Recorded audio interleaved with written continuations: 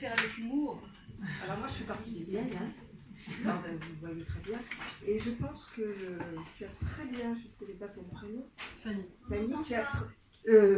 Fanny a très bien posé le problème. Les femmes ne doivent plus se poser en victime. Si vous avez un mec qui vous siffle, soit vous l'ignorez, soit vous l'insultez, soit vous le traitez de connard, etc. Et nous n'allons plus en victime, vous voyez ce que je veux dire. Et occupons l'espace public. Et ce que tu disais tout à l'heure, tu passes dans une rue où tu te fais siffler, etc. Eh bien, au lieu de ne plus y passer, passe encore plus, passe avec tes copines. Hein, moi, je vais vous raconter une histoire. J'étais à Paris au lycée Jules Ferry, porte de Clichy, il y a de nombreuses années. Et après la porte de Clichy, il y avait une espèce de pont, il y avait systématiquement un exhibitionniste qui attendait les jeunes filles. Bon. Alors, on faisait un détour pour pas le voir. Jusqu'au jour, on s'est dit, mais c'est pas possible. Donc, non seulement on faisait plus de détour, mais on passait en force, et à chaque fois, le type, on l'insultait, puis ça a été réglé. C'est-à-dire, au lieu de se poser en victime en disant, etc., on veut pas voir le mec qui vend sa quiquette, etc., on l'a affronté, ça s'est réglé. Et il me semble qu'à l'heure actuelle, les femmes, bon, elles sont victimes, elles se posent trop en victime. Et l'avantage d'être une personne justement âgée, c'est que, étant donné qu'on n'a plus rien à perdre, parce que bon, eh bien, on se pose plus du tout en victime. Et je vous assure que moi, qui voyez l'âge que j'ai, je me permets d'interpeller des jeunes, éventuellement de les insulter, parce que on se lâche. Et vous, les jeunes générations, lâchez-vous. Et cet espace public, prenez-le, virez les mecs, et n'ayez pas peur. Je sais bien que c'est pas simple, mais en se regroupant, en ne restant pas d'une manière isolée, je pense qu'on peut le faire. Voilà, c'est ce que je voulais dire. J'aimerais dire quelque chose. L'exhibitionniste en soi n'est pas dangereux, il a besoin de montrer sa puissance et il est rassuré quand on a, en tant que femme, une réaction de peur ou de n'importe quoi, c'est bon pour lui. Bon, donc on n'a pas à en avoir peur, c'est peut-être à apprendre. Par contre, quand, en tant que femme, isolée, seule ou pas, si on se dit que y aller à plusieurs va arranger les choses, il faut faire attention à la provoque parce qu'il y aura plus d'hommes qui viendront et alors ça fait une guerre des sexes et ça c'est délicat à traiter. Tu vois ce que je veux dire? Si on vient plus nombreux en tant que femme dans telle rue parce qu'il y a un groupe de jeunes ou pas d'hommes qui l'emmerdent, ça ne résout pas le problème que de venir à plusieurs. Par contre, connaître la self-défense féminine, voilà. Et d'ailleurs, il faudrait la self-défense féminine dans la vie privée et dans tous les milieux.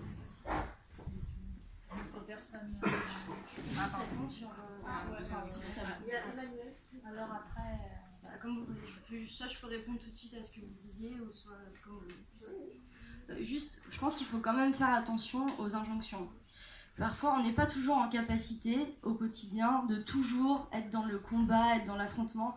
Et cette histoire de ruelle, là, j'ai eu cette attitude au début. Je me suis dit, non, je vais aller dans cette rue et je vais y passer. Et tous les jours, j'avais la boule au ventre, j'avais l'angoisse et tout. Et je pouvais pas y aller avec des copines parce que je rentrais chez moi. Et c'était un truc du quotidien tous les jours. Je pense qu'il faut faire attention à pas faire porter la culpabilité de ne pas être en capacité d'agir sur les femmes qui sont victimes de ces comportements-là. Ce qui ne veut pas dire qu'il ne faut pas dire que c'est possible d'agir. C'est possible d'agir effectivement avec des outils, avec du collectif et avec parfois des jours où on se sent plus en capacité que d'autres parce que ce jour-là on est en forme et on est prêt à y aller. Mais il faut faire attention à ne pas culpabiliser les personnes qui un jour se sentent pas en capacité de le faire ou qui n'ont pas envie ou qui ont peur parce que c'est aussi ça peut être potentiellement un risque aussi. Qui n'ont pas les moyens, voilà. Donc je suis d'accord sur le fait que c'est possible d'agir. Mais je ne suis pas d'accord sur le fait de dire que c'est si facile que ça et qu'on pourrait toujours, dans tous les cas, tous les jours, être en capacité de le faire. Voilà, c'est juste ça que je voulais dire. Qui est-ce qui voulait... Le fil... Est-ce que le fil nous suit? Sinon, je me déplace. Voilà, parfait. Bonjour, donc moi je suis élue d'arrondissement en charge de l'égalité femmes-hommes et lutte contre la discrimination, donc j'ai aussi la lourde tâche de poser ces questions-là tous les jours, surtout que la maire nous avait demandé en début de mandat de faire une feuille de route et moi c'est un axe que j'ai pris de suite parce que je pense qu'il est transversal et qu'il est hyper important. Alors effectivement, quand on parle de ces sujets-là, en fait on parle vite de l'invisibilité des femmes, tout simplement dans l'espace public. Et vous l'avez très bien dit, maintenant il n'y a pratiquement plus une rue, plus un équipement qui sort avec un nom masculin et on fait au maximum un nom. Déjà, on donne la visibilité à certaines femmes qui ont été bien évidemment évincées des livres d'histoire ou du sport ou de la culture. On sait à quel point on sait les rendre invisibles. C'est pour ça que maintenant il y a un gymnase dans le deuxième qui porte le nom de Althea Gibson. Il y a eu 3 rues nouvelles autour du conservatoire, ces 3 noms de femmes. Ça peut paraître des anecdotes, mais ça n'est pas tant que ça. Moi, j'ai aussi beaucoup travaillé avec le tunnel des 50, c'est-à-dire ces comédiennes qu'on ne voit plus.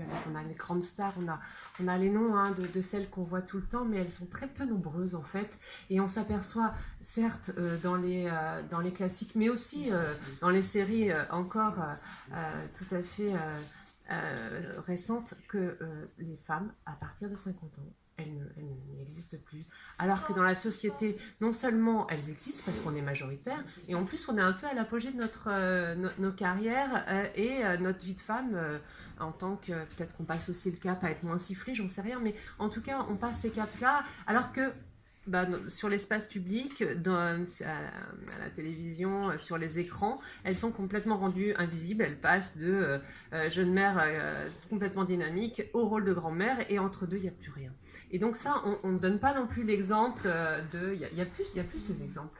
Je sais qu'avec la Maison des Femmes, on a la chance d'avoir la Maison des Femmes dans le 12e. On a aussi monté régulièrement des forums des métiers hors genre pour laisser la place à des femmes qui ont des métiers qui effectivement sont catalogués comme masculins. Et on ne donne pas non plus cet exemple. Les femmes ont ce fameux plafond de verre ou ces autocensures qui font qu'elles s'interdisent aussi certains métiers. Donc non seulement on n'a pas l'exemple au quotidien de femmes qui réussissent, et en plus dans certains métiers, non, c'est pas pour nous parce qu'on va pas avoir le courage de... Et pour faire la liaison aussi, parce que je suis aussi une femme, je suis une maman, je suis une cycliste, parce que je suis une élue écolo, et donc j'essaye de mettre en acte aussi mes idées, et je pense qu'en termes d'accessibilité, espace public et cycliste, en tant que femme, c'est hyper compliqué pour le vivre au quotidien. Alors, j'ai vu qu'à peu près 92% des motos, des personnes qui prennent 2 roues motorisées sont des hommes, et un peu plus de femmes prennent le vélo. Et là aussi, il y a encore une lutte de pouvoir sur cet espace public. C'est-à-dire que, effectivement, moi, je ne me laisse pas démonter, que ça soit un peu, même si je peux aussi changer de rue quand je sais que je suis en difficulté, mais il n'y a pas une journée où je ne me fais pas insulter, où il n'y a pas un combat de violence par rapport à ça, parce qu'effectivement, même sur les déplacements, même dans l'espace public, quand on est cycliste et quand on est femme, c'est extrêmement compliqué. Et ça, on n'en parle pas assez. J'essaye, par ma pratique et par le fait de pouvoir être élue, de faire changer des choses, mais c'est extrêmement lent. En tout cas, pour moi, c'est beaucoup trop lent. Merci, j'étais un petit peu longue, mais je voulais vous remercier parce que ça fait toujours du bien d'avoir ces débats, d'en parler et de poser les choses. Et vous l'avez fait avec simplicité et justesse, donc merci à vous. Je voulais rebondir sur ce que vous disiez sur le vélo. Donc si vous vous faites insulter en tant que cycliste à vélo, en fait c'est vrai qu'en voiture par exemple, c'est le pire en fait. C'est vrai que c'est le lieu de la misogynie qui est complètement débridé, et tout le monde trouve ça complètement quasiment normal en fait. C'est vrai que si jamais il y a pareil dans une famille, l'homme et la femme, c'est toujours l'homme qui est au volant en fait. Il y a quelque chose qui est encore pire que dans quasiment tous les autres... c'est encore plus accepté en fait, je trouve, et c'est vrai que c'est un déplacement, c'est la question du transport, c'est la question de l'accessibilité, que les femmes ne doivent pas être dans des véhicules en fait.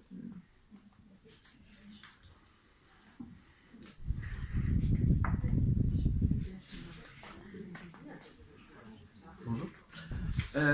Du coup j'avais une question plutôt peut-être orientée vers l'association Mémo, sur la question de comment faire de l'urbanisme, parce qu'on a vu que depuis le début de la soirée que c'est un enjeu, la ségrégation et l'oppression féminine, c'est un enjeu systémique qui prend en compte plein de dynamiques différentes.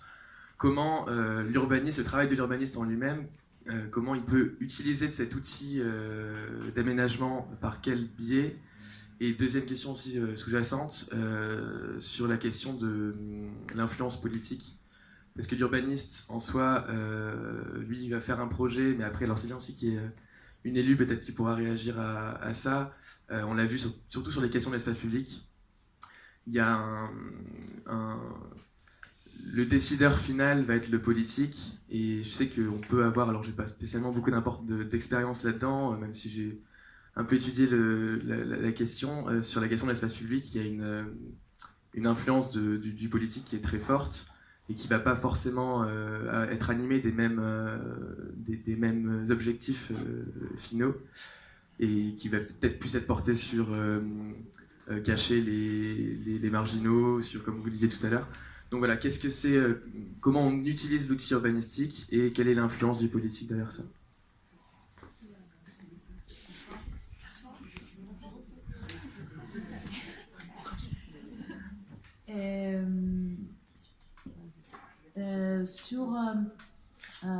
En tant qu'urbaniste et architecte, on peut essayer. C'est vrai que la décision finale, surtout dans les projets publics, c'est politique.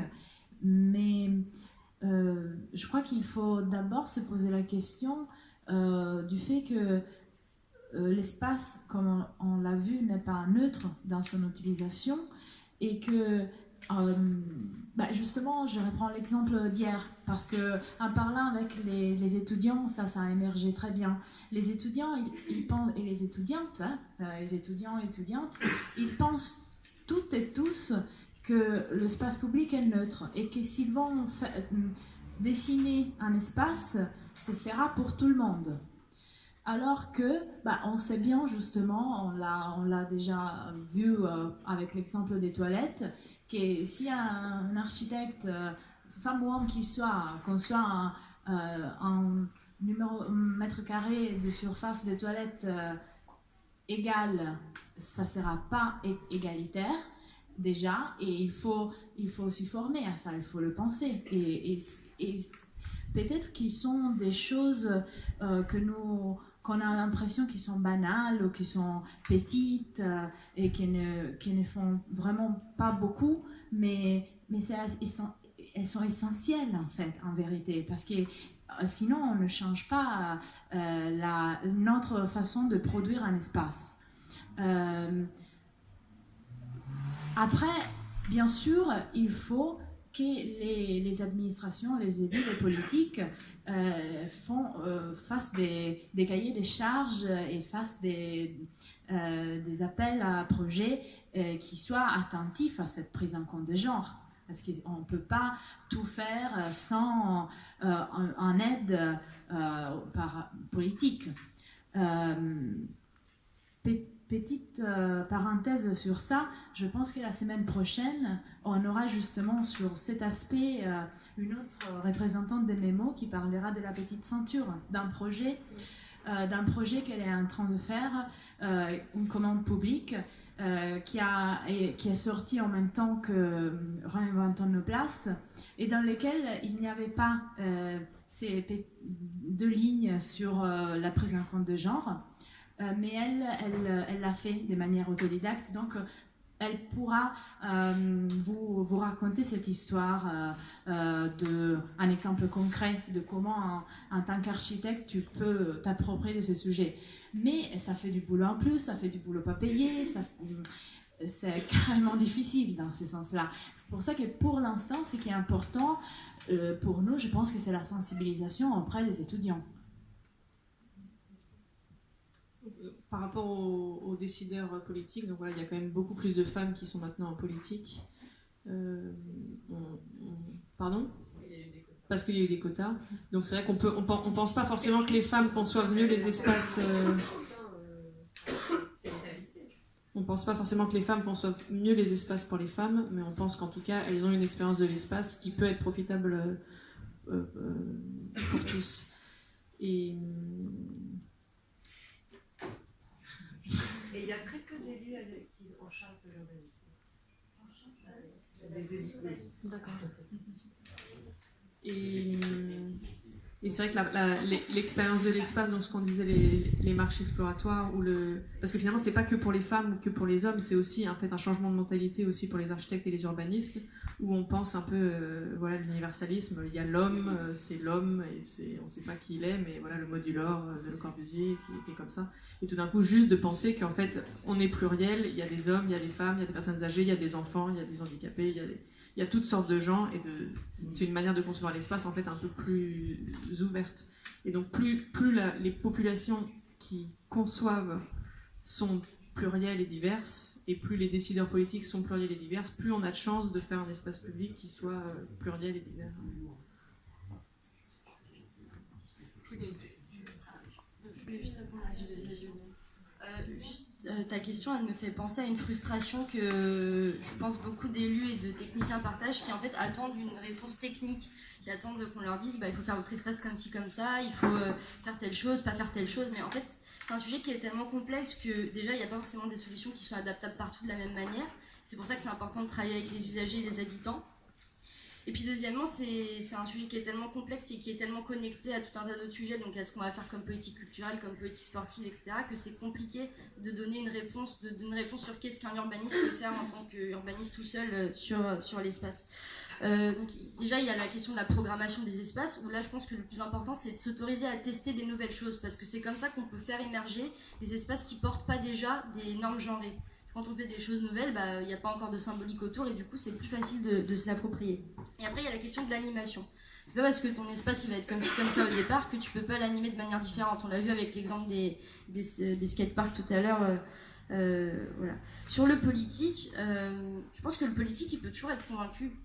Nous à Villers-le-Bel, au départ, c'est pas les élus qui portaient ce sujet d'égalité femmes-hommes. Ça a été au départ les services, où il y avait des féministes convaincus dans les services, qui ont décidé de proposer un projet là-dessus, qui ont bataillé pendant plusieurs mois pour montrer aux élus quel était l'intérêt pour leurs habitants, pour montrer l'importance de cette question-là, qui avait aussi une maîtrise d'œuvre urbaine qui était sensible à ces questions-là et qui du coup a pu apporter de l'eau au moulin, etc. Et petit à petit, la question se fait sa place. Et du coup, c'est un travail, encore une fois, collectif. C'est pour ça que c'est important de sensibiliser le plus de personnes possible. C'est pour ça que les réseaux comme Memo ou comme d'autres associations sont hyper importants, parce que plus on sensibilise de gens, que ce soit chez les décideurs, chez les techniciens ou chez les maîtrises d'œuvre urbaines, plus on arrivera à faire des projets. Mais c'est pas juste l'urbaniste tout seul qui va arriver à faire des miracles. Je crois que ça fait un moment que tu... Oui, merci. Bonsoir. J'aurais voulu poser deux questions qui n'ont pas de rapport, mais qui concernent toutes les deux l'accessibilité. Moi, je travaille en hôpital, donc c'est un service public qu'on n'a pas, vous n'avez pas abordé tout à l'heure, parce qu'il y en a plein, et qu'on ne peut pas tout aborder, mais j'aurais voulu savoir si dans les hôpitaux publics, plus particulièrement en région parisienne, on sait qu'il y en a des très vieux, très vétustes en tout cas. Est-ce que c'est des questions qui vous ont été rapportées, des problématiques, parce qu'on sait que c'est un endroit où on vient parler de sa pudeur et de son intimité et ce genre de choses. Est-ce que c'est des questions, des problématiques vous ont été rapportées sur l'hôpital public? Et première question. Et deuxième question sur le projet, plus sur le transport, plus sur le projet du Grand Paris. Peu importe ce qu'on peut penser du projet, etc.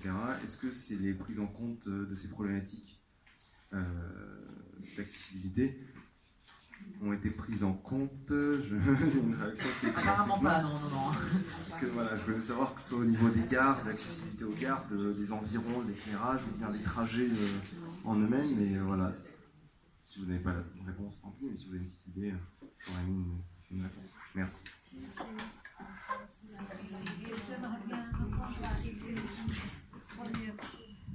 Voilà. J'aimerais bien répondre à une partie de vos questions. Par exemple, notre association s'est engagée à faire de représentation d'usagers dans les hôpitaux. Et apparemment, c'est quelque chose qui est fortement apprécié, mais il y a peu de vocation.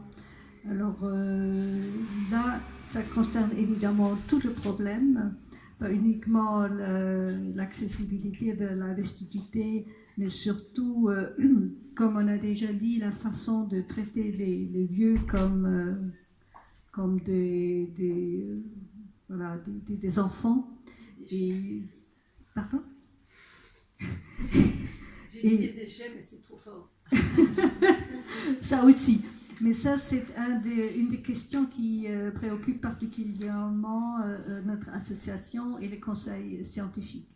Mais je crois vos questions passent bien. Je passe à qui? Je crois que tu avais fait dire sur le Grand Paris Express, non? Ouais. On t'a vu faire une mimique. C'est juste en entendant la question, j'ai pensé immédiatement à la photo des décideurs du Grand Paris. Je ne sais pas si vous avez jamais vu une photo il n'y a pas une femme, mais vraiment, il faut. Donc c'est juste bon, c'est une réponse comme ça. J'ai pas de réponse particulière sur les hôpitaux, mais ça me faisait juste un peu rebondir. Donc ce qu'on a vu en fait, c'est que la question de la prise en compte du genre dans l'espace public, ça passe aussi par une plus grande écoute et un plus grand travail collectif avec les usagers, dans ce qu'on appelle l'architecture participative, l'urbanisme participatif, les marches exploratoires, etc. Et c'est vrai que je mets ça en parallèle dans les hôpitaux. Il y a aussi tout un mouvement un peu d'être contre l'autorité hiérarchique du haut vers le bas, le médecin qui sait tout et le malade qui ne sait rien et qui doit juste obéir.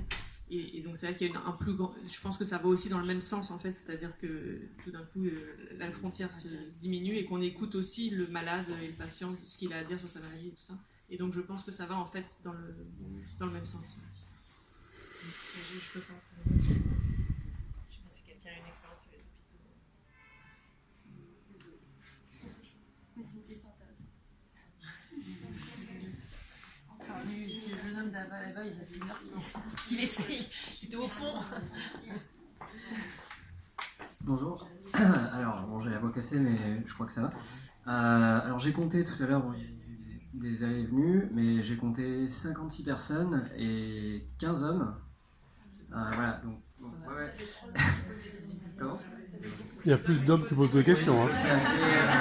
Ça fait effectivement, j'ai pas compté les questions, mais effectivement, dans le ratio, ça fait, je pense qu'il y a à peu près 40%, 60%, alors que si vous faites le ratio 56 à 15 à peu près, effectivement, bon. Et ma question, c'est pas, c'est pas sur la prise de parole ou les questions après débat, c'est comment vous expliquez ça. Comment vous l'expliquez? Donc ça, c'est ma première question. Que dès qu'il y a ségrégation spatiale, le prisme du genre, il y a moins d'hommes. Il faut endosser une partie de la responsabilité. Enfin, moi, comme citoyen et comme homme, j'endosse une partie de la responsabilité. Après, moi, je suis qu'un homme sur, peut-être 35 millions d'hommes en France, donc j'ai pas de réponse. Enfin, j'ai mon questionnement et un faisceau, on va dire, dans la réponse, mais j'aimerais votre point de vue. Ma deuxième question, alors je sais pas trop comment la formuler, c'est pour revenir sur le sentiment d'insécurité qui parfois est différent de l'insécurité réelle. Enfin, tout ça c'est lié. Il n'y a pas vraiment je considère qu'à partir du moment où il y a eu un sentiment d'insécurité, on est en insécurité. Mais moi, le témoignage que j'ai de plein d'amis dans des villes que je connais très bien, par exemple, je peux vous donner des exemples comme Dublin, comme Cologne de moins en moins. Ma sœur pourrait en parler, c'est en train de changer, mais par exemple Buenos Aires, c'est que ces villes sont beaucoup moins éclairées que Paris, et pourtant les femmes, enfin pas les femmes, mais en tout cas des femmes, beaucoup de femmes, pourraient vous dire que elles n'ont pas ou beaucoup moins de sentiments d'insécurité, par exemple, qu'à Paris. Pour prendre juste un exemple. Alors ça, je me l'explique de certains, on va dire, j'ai encore une fois un faisceau de réponses, mais ce sont mes éléments et je voudrais les vôtres sur ce point de vue-là. Simplement rappeler une chose, c'est que nous sommes des mammifères et là... Nous sommes des mammifères et en fait, en gros, on va dire depuis 130 000 ans jusqu'à la révolution cognitive il y a 70 000 ans, il y a eu, l'effet tribal était que, comme dans beaucoup d'espèces, comme finalement dans l'ensemble du genre, enfin mammifère, de la famille des mammifères, il y a une peur qui est encore la nôtre maintenant, d'être le ou la plus faible. Et il y a eu un glissement entre il y a 70 000 ans et il y a 10 000 ans. Et le glissement est passé finalement, en fait, les femmes avant étaient bien trop précieuses pour l'avenir des sapiens, pour l'avenir des tribus. Et il y a eu un glissement, et depuis 10 000 ans, ça n'est plus le cas, il y a eu un complet renversement. Et la question que nous devons nous poser, c'est comment faire en sorte que ni les femmes, ni les hommes, ni personne ne soit n'ait un sentiment d'insécurité et d'être dans les dernières, si vous voulez, et du coup les premières, à risquer quelque chose. Parce que c'est vraiment... On ne peut pas faire anthropologiquement, et je terminerai par ça, on ne peut pas faire l'économie de resituer ça dans un temps qui nous semble extrêmement long, extrêmement grand, mais qui en fait finalement est juste le temps court de notre espèce, de resituer ça dans l'espace de 130 000 ans et de se dire que nous sommes des mammifères comme les autres et nous avons une peur bleue d'être les plus faibles. Et ça, il faut lutter contre ça, les hommes, les femmes, ensemble. Mais mon interrogation, ma deuxième interrogation, c'est comment faire en sorte que, de manière systémique, les femmes ne se vivent pas, effectivement, comme vous l'avez dit, comme victimes, ne se vivent pas comme, on a peut-être plus à risquer que la majorité des hommes. Il faut tendre vers ça et ça prendra des générations, mais je trouve effectivement que dans quelle que soit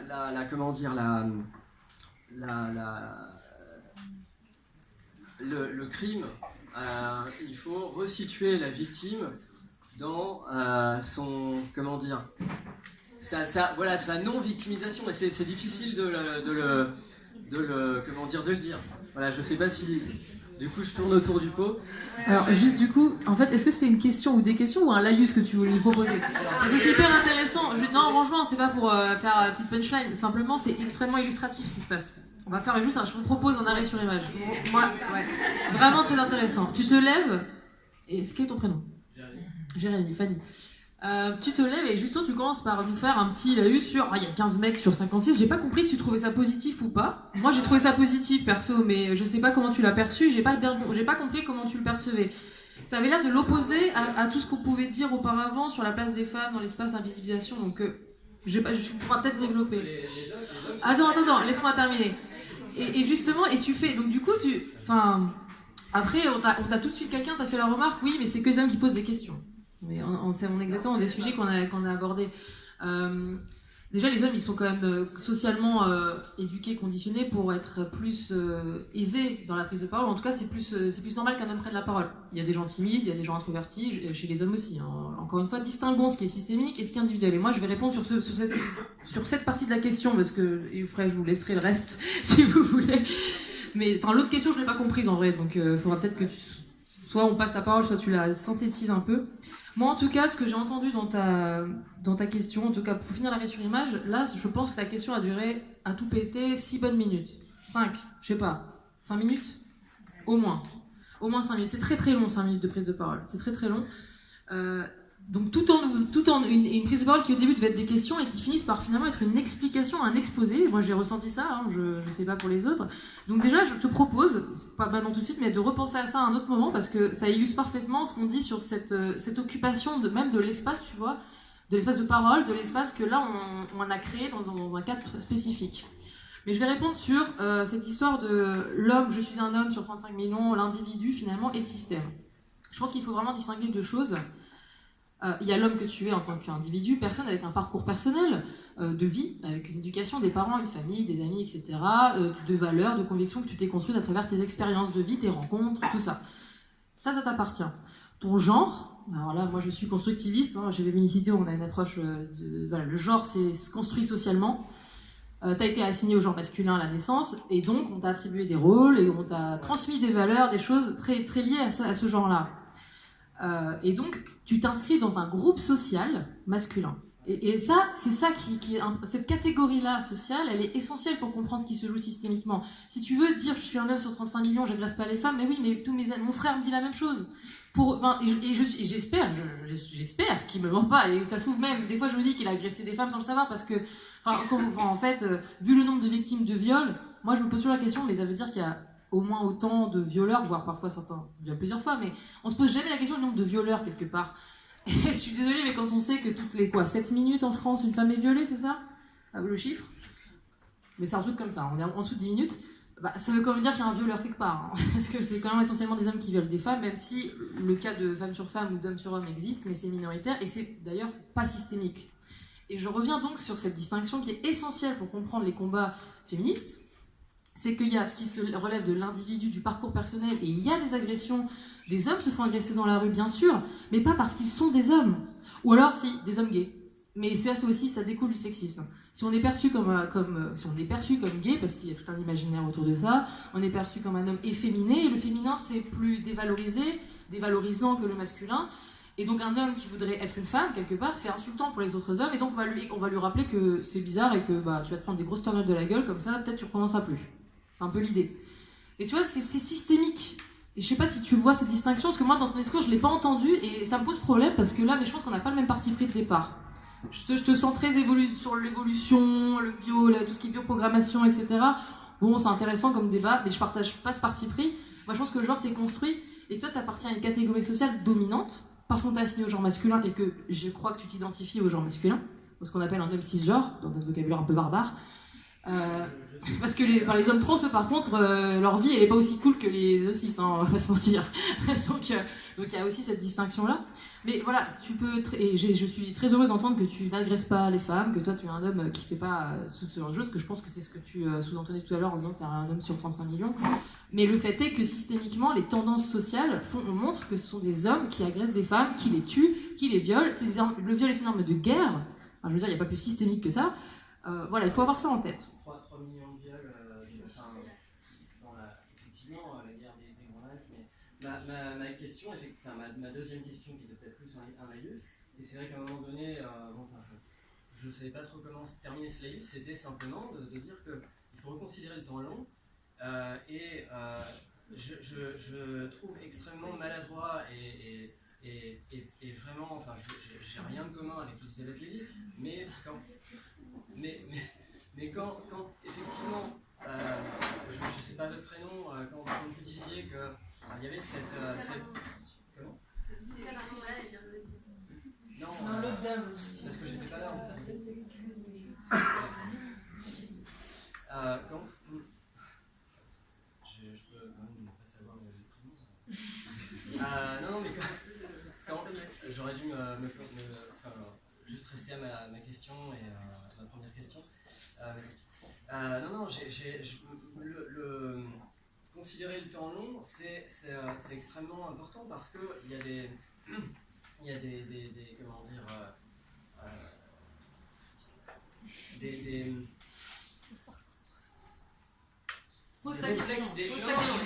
non, mais il y a des réflexes, il y a des choses qui comment dire, on est câblé, si vous voulez, pour avoir peur, non pas pour avoir envie d'être les meilleurs, mais pour être angoissé à l'idée d'être les plus vulnérables. Voilà. Et effectivement, je comprends.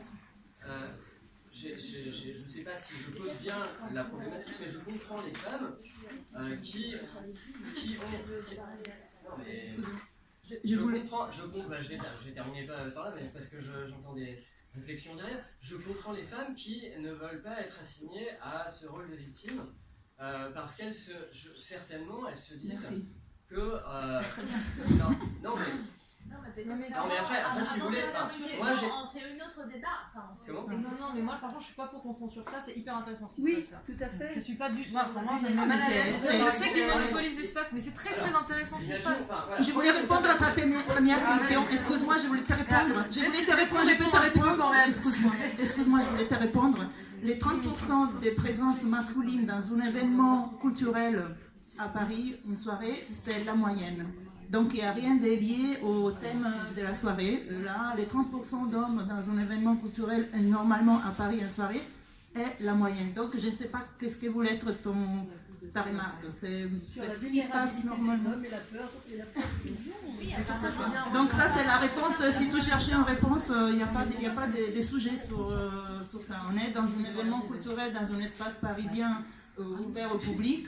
Et les 30% normalement de présence masculine et les 70% féminines. Donc il n'y a pas de sujet là-dessus. Il n'y a pas de... On peut répondre sur la ville peut-être. Sur la ville, j'avais une réponse. Du coup, c'est un peu le sujet du débat sur ce que tu posais comme question sur les villes. Pourquoi dans certaines villes qui sont pourtant moins bien éclairées, le sentiment d'insécurité peut être moins fort. Alors j'ai pas forcément l'expérience des villes dont tu parlais, mais je pense que c'est aussi lié à l'activité nocturne. Même si c'est moins éclairé, Dublin, Buenos Aires, c'est des villes qui sont réputées en tout cas pour avoir une... C'est pas vrai? Buenos Aires quand même, si. Moi j'y suis. Ah oui, je sais. Non, par contre, je sais pas sur le sentiment de sécurité, mais par contre sur le... Bon, en tout cas, j'ai pas forcément d'éléments sur les villes, mais par contre, je pense que sur le sentiment, s'il vous plaît, sur le sentiment d'insécurité, il n'y a pas que... Il n'y a pas que la question de l'éclairage qui joue, il y a tout un tas d'autres questions, et y compris l'activité nocturne peut aussi en être une, y compris parce que le fait qu'il y ait des gens dans les rues, etc., qu'il y ait un peu plus de monde, ça permet aussi de moins avoir cette temporalité jour-nuit, etc. Enfin, il n'y a pas que la question de l'éclairage qui joue sur le sentiment d'insécurité. Moi, je voulais juste un truc qui m'a interpellée, et je ne veux pas m'étaler parce qu'en fait, je viens parler avec quelqu'un d'autre, en tout cas, si ça peut... Bon, je pense que tu as des partis pris de départ qui ne sont pas forcément partagés. Oui, mais ta façon de le présenter est assez affirmative. Donc du coup, ça, tu vois, ce que ça crée comme tension, parce que là je pense que t'es pas en majorité sur sa façon d'amener le sujet. Mais du coup, non, mais c'est pas. Moi, j'aime bien le débat et ça me dérange pas. Et je pense qu'au contraire, déjà t'es présent ce soir, ça déjà, je trouve que c'est un bon pas. C'est une bonne chose que tu sois là parce que ça t'intéresse le sujet et tu poses une question, c'est très chouette. Par contre, bon, l'humain est un mammifère comme les autres. C'est un peu un raccourci qui me gêne. Je pense qu'on est avant tout un animal social et il y a de la culture dans d'autres espèces, mais quand même l'humain est quand même distingué par une certaine conscience de lui-même et du coup des comportements culturels très très très poussés, vraiment très fins qu'on retrouve pas dans d'autres espèces et c'est ça qui est intéressant, c'est la construction sociale. Par contre, c'est un débat, là, un autre débat, mais si tu veux, moi je partage pas ce parti pris. En tout cas, juste pour l'anthropologie, t'as parlé d'anthropologie et moi j'aimerais juste pour te challenger sur cette histoire de le survivant, on se sent, je vois ton côté un peu évolutionniste, etc. J'entends. Il y a des sociétés matriarcales qui ont existé et qui existent encore aujourd'hui. Alors elles sont hyper minoritaires et c'est des petits trucs et tout, mais elles existent et il y a des anthropologues qui les étudient, qui les ont étudiées et qui les étudient. Et donc comment tu pourrais expliquer ces sociétés matriarcales qui sont construites sur un modèle qui en fait ressemble au patriarcat, sauf que ce sont les femmes qui sont dominantes. Et donc du coup, ça remet un peu en cause ce que tu dis, parce que là, dans ces sociétés-là, ce sont donc les hommes qui auraient ce sentiment-là. Donc, en fait, moi, j'arrivais pas à comprendre ton cheminement. En tout cas, je veux pas rouvrir le débat, juste te proposer, c'est de faire des recherches. Il y en a une en Chine. Je sais qu'il y a une espèce de zone, de région en Chine qui est assez reculée. Voilà, et donc c'est donc une société matriarcale où les femmes sont du coup polyandres, merci. Et d'ailleurs, elles n'élèvent pas les enfants. Enfin, en fait, elles souvent, donc elles accouchent. Et puis en fait, les hommes ont à charge les enfants. Elles savent parfois même pas qui est le père ou le géniteur, en tout cas, parce que je sais pas si on peut parler de père. En fait, ça c'est ma représentation occidentale et française. Mais enfin voilà, juste pour te dire qu'il y a ces modèles-là autres et que donc c'est difficile de généraliser ce côté évolutionniste un peu que j'ai entendu dans ton discours. Voilà, juste pour que tu puisses. Enfin, j'ai entendu ça. Après, je sais ce que tu voulais dire, mais c'est pas toujours très clair. Voilà, est-ce qu'on peut peut-être... j'espère que ça t'a éclairé en tout cas, mais merci pour ta question. Pour moi, c'est juste une réponse, non pas sur le fond, mais sur la forme. c'est un tac au tac. Hein. C'est-à-dire que moi j'appartiens à un parti politique où on a mis un système qui s'appelle le système de la fermeture éclair. C'est-à-dire qu'un homme ne peut pas prendre la parole si une femme ne l'a pas prise et c'est le même temps de parole pour tout le monde. Et je pense que c'est aussi des leviers qu'il faudrait qu'on s'applique partout. Parce qu'on voit bien, dans n'importe quel, et c'est pas la première fois, et ce soir est un exemple parmi d'autres, c'est qu'effectivement, même en minorité, les hommes occupent l'espace et occupent la parole. Voilà. Je fais partie du même parti politique. Bah oui, mais ça n'empêche pas. T'as oublié d'appliquer les règles. Le système de la fermeture éclair. Moi, je voudrais juste faire un retour sur les places et sur comment ça sur la place de la Nation. Moi, je fais partie d'une association, d'un collectif où il y a surtout des femmes qui fait de la végétalisation. D'ailleurs, souvent dans les associations, il y a beaucoup plus de femmes que d'hommes. Quel collectif ? Collectif Vert Nation. Donc, on fait des petits jardins de rue et effectivement, c'est essentiellement des dames. On n'est juste que 2 hommes. Et on est tous les 2 gays d'ailleurs. Et donc, ce que je voulais dire, c'est que ce qu'on nous avait proposé pour expérimenter le côté genré de l'espace, c'était vraiment extrêmement réduit. C'est-à-dire, c'était, je crois, le jour de la femme, ou je sais pas quoi, c'était de marcher avec des talons aiguilles ou un truc comme ça. Et pourtant, il y avait dans l'association une demande très forte sur comment ça se faisait que les femmes n'osaient pas aller dans le centre de la place et s'asseoir, alors que c'est uniquement utilisé par des hommes. Plus, il y a un espace qui est très trusté par des hommes âgés qui font de la pétanque. Et ça n'a jamais été abordé.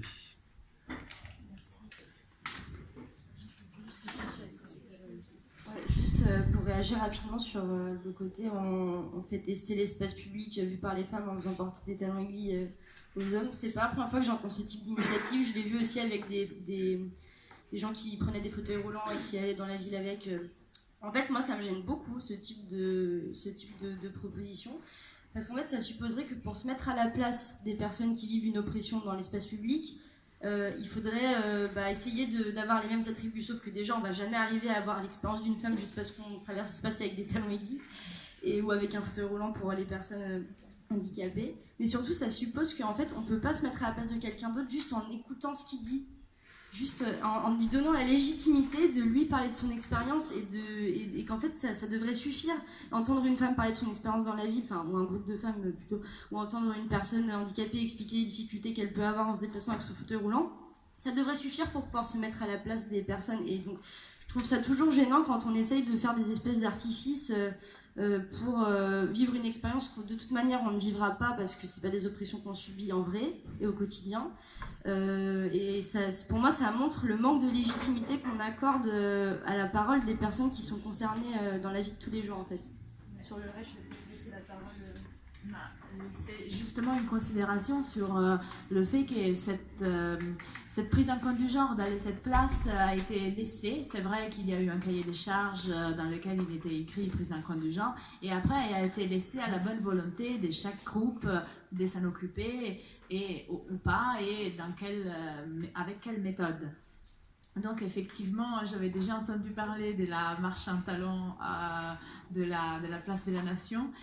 Et je partage complètement le point de vue, parce que je le vois encore comme une façon d'aborder la question femme en ville de façon, cette fois, essentialisante. Enfin, on met...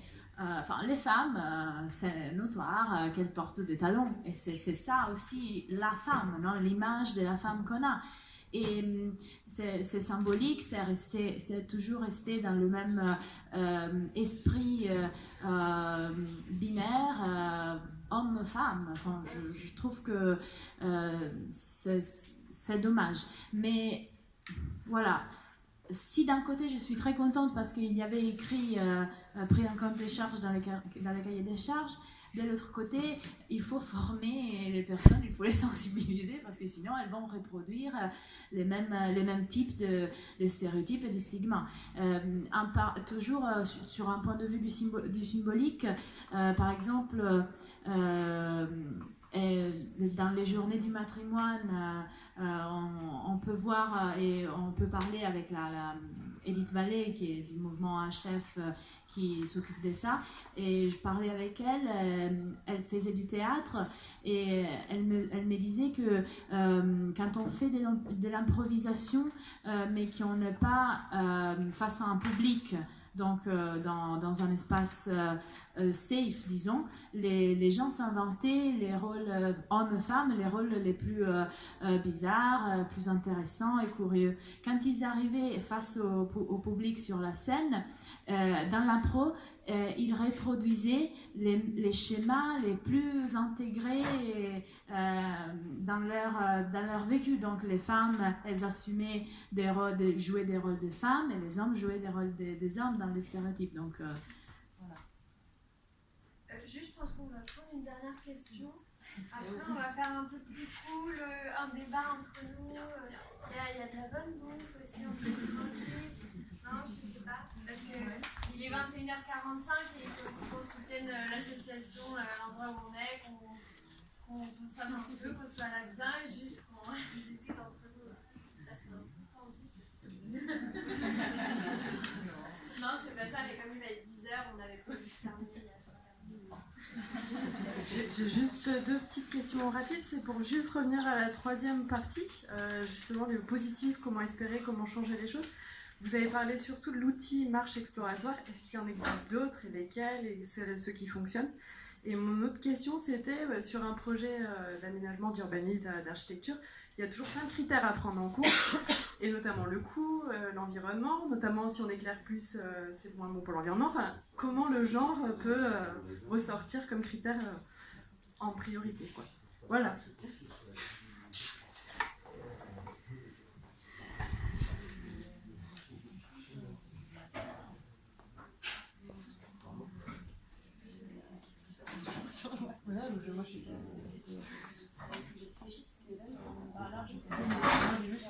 Je peux dire juste sur l'éclairage peut-être. Enfin, c'est clair que pour tous les autres, enfin, c'est pas une question simple. Prendre en compte aussi les genres, en tant qu'architecte urbaniste, déjà il faut prendre en compte l'écologie et tout ça. C'est clair, il faut le prendre en compte. Il faut commencer à penser différemment. Il faut l'inventer. On l'a jamais fait expérimenter, on l'a jamais fait jusque-là, et il faut expérimenter, faire des erreurs. Il y a eu plein d'erreurs qui ont été faites, et il faut continuer à essayer, je trouve. Après, sur l'éclairage, je n'ai pas une idée bien tranchée sur ça, parce que c'est clair, d'un point de vue écologique, c'est extrêmement négatif, et beaucoup des femmes et des personnes qui se sentent souvent en insécurité dans la ville, ils demandent plus d'éclairage. Après, en parlant avec certains concepteurs, en réfléchissant ensemble, ils me disent que ce n'est pas forcément la quantité de lumière, la quantité d'éclairage à être importante, plutôt que la continuité d'un éclairage, ne pas avoir des distinctions nettes d'éclairage à un point très éclairé et après on tombe dans la nuit. Et alors ça fait aussi que les personnes se sentent moins en sécurité, parce qu'il y a un moment d'adaptation aussi de l'œil humain et tout ça. Donc c'est un peu sur ça que peut-être les architectes peuvent réfléchir. Moi j'ai juste une petite remarque, ça me fait juste penser que dans ce cas-là, pour être écolo, faut être un peu féministe, du coup. Comme ça, si on éduque les gens à pas agresser les femmes dans la rue et qu'elles se sentent du coup moins en danger dans la rue, et ben réclameront moins de lumière le matin, tôt quand il fait nuit. Et en fait, c'est tout le sujet de la convergence des luttes, un peu mon barbare militant aussi, mais il y a plein de combats. On a envie de tous les mener. Moi je suis militante de la première heure aussi, alors surtout féministe en ce moment, mais j'ai eu d'autres moments où j'étais sur d'autres sujets très à fond. On peut pas être sur tout parce qu'il n'y a que 24 heures dans une journée, il faut un peu dormir. puis travailler pour payer son loyer, tout ça. Et non, et du coup, mais c'est une vraie question de convergence des luttes et qui, pour moi, est une énigme encore aujourd'hui. Je trouve qu'on a le on étant nous militants, mais du coup, toute personne qui s'intéresse à ces sujets, très compliqué d'imbriquer toutes ces luttes-là. L'écologie, ça fait plusieurs fois que j'entends ce sujet-là revenir dans des débats féministes avec certaines contradictions, et elles sont réelles, elles sont concrètes, et en même temps, on a envie de dire, mais on voudrait juste ne pas avoir à choisir, en fait. Et pourtant, aujourd'hui, les systèmes, ceux qui font qu'on pollue notre planète et qu'on est en train de l'éclater alors qu'on est déjà en retard sur le timing humain, là, et que les femmes continuent à les laisser être oppressées et que finalement on s'en fout un peu, ou on fait semblant qu'il faut quand même avoir des subventions, tout ça, parce qu'on fait des trucs politiques comme femmes. Je caricature un peu, mais c'est un peu moi le ressenti que j'ai quand même depuis que je milite et que je vois ce qui se passe. Voilà, il y a ces questions moi que j'ai pas élucidées. Si quelqu'un a une solution dans la salle, je suis archi preneuse de comment on fait converger les luttes vraiment. Parce qu'à chaque fois qu'on a essayé, toi je vais te donner la parole. À chaque fois qu'on a essayé, Nuit debout par exemple a été, je trouve, illustratif de ça. Des grosses difficultés. Nuit debout, c'était une place avec plein de combats et en fait une incapacité. Moi j'y suis allée beaucoup à Nuit debout, notamment la commission féministe. Mais je suis allée voir les autres un peu commissions, et alors là, moi j'étais à la fois j'étais enthousiaste et en même temps extrêmement sidérée et dépitée de notre incapacité de converger et de discuter, et de justement, chacun voulait son précaré, son combat, ses prioritaires sur le tien, etc. Mais on ne devrait pas en être là, quoi. Et je pense qu'il faut prendre le problème d'une autre manière, mais peut-être que tu as un éclairage à nous donner, du coup. Allez. Alors, que j'ai noté au moins une dizaine de questions sur mon ordinateur et j'en ai posé aucune parce que c'est trop dur de poser des questions en public et j'ai trop peur de me tromper quand il y a tant d'hommes. Je travaille sur l'écoféminisme et c'est des questions qui sont très posées notamment au Canada parce que le Canada, sur le féminisme, il n'y a pas de question, enfin le Canada est nettement plus en avance que nous. Et l'écoféminisme, c'est un mouvement militant qui est très vieux mais qui est très mal connu en France. Et justement, ça fait, c'est aussi, ça peut apporter des éclairages sur ce genre de questions parce que ça converge les luttes, c'est pas du tout essentialiste. Enfin, il y a des branches essentialistes, mais très peu. Par rapport à ce qu'on voudrait nous faire croire, notamment en France où on a un féminisme matérialiste qui se défend et qui veut le rester très fort, mais l'écoféminisme peut être aussi matérialiste. Et donc voilà, la convergence des luttes, il y a un mouvement de convergence des luttes qui a existé, qui malheureusement n'existe plus en France, avec beaucoup de lieux de non-mixité, justement, ça faisait beaucoup penser à ça au départ, le titre, il y a eu beaucoup de lieux de non-mixité à la campagne ou de mouvements d'occupation d'espace par des femmes qui ont choisi de virer les hommes des camps pour plein de raisons. Je vais pas m'attarder. Je voulais juste dire que sur les questions de théâtre et un outil militant qui pourrait peut-être être intéressant, je propose ça, je n'en sais rien du tout, mais c'est le théâtre de l'opprimé qui permet de faire des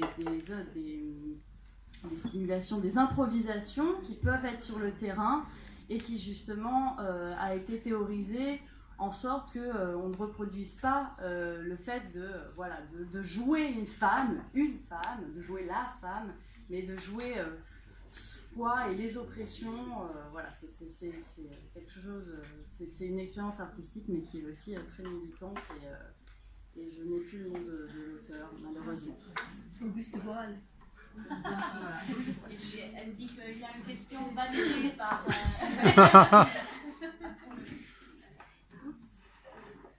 Alors déjà en termes de juste convergence des luttes, on peut parler des afro-femmes qui convergent le racisme et le sexisme, donc en fait ça peut marcher. Mais souvent sur des oppressions intersectionnalistes. Encore un mot, oui aussi. Donc il y en a des tonnes en fait qui le font déjà. Ensuite, donc ma question que j'essaie de poser depuis tout à l'heure, mais c'est un petit peu compliqué. Donc en fait on a parlé beaucoup d'empowerment. Au niveau des femmes, donc les femmes qui doivent reprendre le pouvoir, etc. Mais on n'a pas du tout, je crois, parlé des hommes qui devaient rendre un petit peu leurs privilèges aussi. Sauf qu'en fait, comment est-ce qu'on arrive à ça? Comment est-ce qu'on fait rendre des privilèges aux dominants? Enfin, c'est toute une thématique, hein, c'est encore ce sera pour plus tard, mais voilà. Mais par exemple, moi je me retrouve devant un cas concret à justement repenser l'usage des cours d'école à Paris. Et en fait, la question du genre est hyper engagée, quoi. C'est vraiment, ça fait partie des problématiques. Sauf qu'en fait, je me suis retrouvée à interroger des enfants du coup sur l'usage de leur cours d'école la semaine dernière, avec la première chose que c'était des petites filles, mais il y avait aussi des garçons qui me disaient le foot, on n'en peut plus, on ne supporte plus ça, ça prend tout l'espace, ils nous insultent, ils nous poussent, ils nous machin. Les petites filles disaient qu'on les rejetait et qu'on les insultait et qu'en fait elles avaient envie de jouer au foot, sauf que comme on leur avait jamais appris, elles étaient nulles, donc forcément comme c'est la loi du plus fort, elles se font virer. Et en fait, on était quand même face à une équipe pédagogique qui avait mis en place des sports mixtes. Donc on parlait de sport ou d'infrastructures non genrées qui permet à tout le monde d'être sur le même pied d'égalité. Donc c'était pareil, ils avaient fait la pelote basque, ils avaient plein de jeux de ballon, ils avaient des zonages dans la cour d'école et une répartition en termes de calendrier, donc pas mal de plages où il n'y avait pas le droit d'avoir de jeux de ballon, où il n'y avait pas le droit de jouer au foot, ou alors c'était plein de jeux de ballon différents, etc. Enfin, c'était bien foutu, quoi, vraiment. Et en fait, on continuait à avoir ce problème-là des petits garçons qui continuaient à jouer au foot, mais alors ils jouaient avec n'importe quoi. Ils prenaient une chaussure, une bouteille d'eau, ils se démerdaient, mais dans tous les cas, ils allaient jouer au foot. Et on parlait beaucoup avec notre prof de sport, qui nous disait, bah oui, mais en même temps, c'est des enfants qui, à cet âge-là, donc en élémentaire, qui sont déjà complètement... c'est la vie, quoi, le foot, c'est leur vie. Et en fait, comment est-ce qu'on fait pour se battre contre une construction sociale qui est déjà super présente à cet âge-là et en fait, est-ce que l'espace, c'est la seule solution? Est-ce que l'animation, c'est la seule solution? Mais en fait, même tout ça combiné, est-ce que ça marche ou il y a encore d'autres curseurs qu'on n'a pas encore identifiés? Désolée. Bah, mais ça posait plus tôt.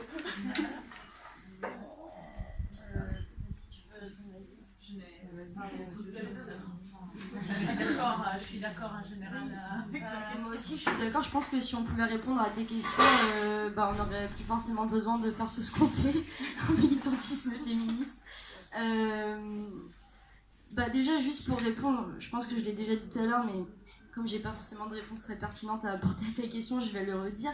Il n'y a jamais une solution à un problème aussi complexe. Et en fait, le but de sensibiliser toutes les personnes qu'on peut toucher, le but qu'il y ait des associations féministes qui travaillent sur différents sujets, qui travaillent plus sur l'espace public, qui travaillent plus sur la culture, qui travaillent plus sur le sport, qui travaillent plus sur le travail, etc. C'est ça qui fait qu'au bout d'un moment, on va finir par arriver à toucher un maximum de gens et que cette question-là, elle pourra être prise en compte à tous les niveaux et c'est là où on arrivera à aboutir à un résultat probant, entre guillemets. Donc non, oui, évidemment, il y a plein d'autres curseurs à actionner. Je ne pourrais pas te dire lesquels comme ça spontanément. Mais en tout cas, je pense que l'action, elle est jamais inutile parce que même si les petits garçons, ils veulent absolument continuer à jouer au foot, etc., peut-être qu'au bout d'1 an, 2 ans, 3 ans, ça va finir par s'intégrer. Ils vont finir par... en tout cas, au moins, ça plante une graine dans leur esprit qui potentiellement peut germer plus tard. Si en plus, ils ont écho dans d'autres domaines, on leur parle aussi de cette question-là d'une autre manière, etc., avec d'autres moyens pédagogiques qui vont finir par toucher leur manière à eux d'appréhender les choses. C'est là, je pense qu'on peut arriver à un résultat et c'est pour ça qu'on fait tout ce travail de sensibilisation auprès de plein de monde. Et après, on va vraiment clôturer parce que je pense qu'il faut vraiment... On va peut-être continuer plus en informel. Juste un mot quand même. En ce qui concerne le truc à l'école, la pédagogie institutionnelle, je ne sais plus trop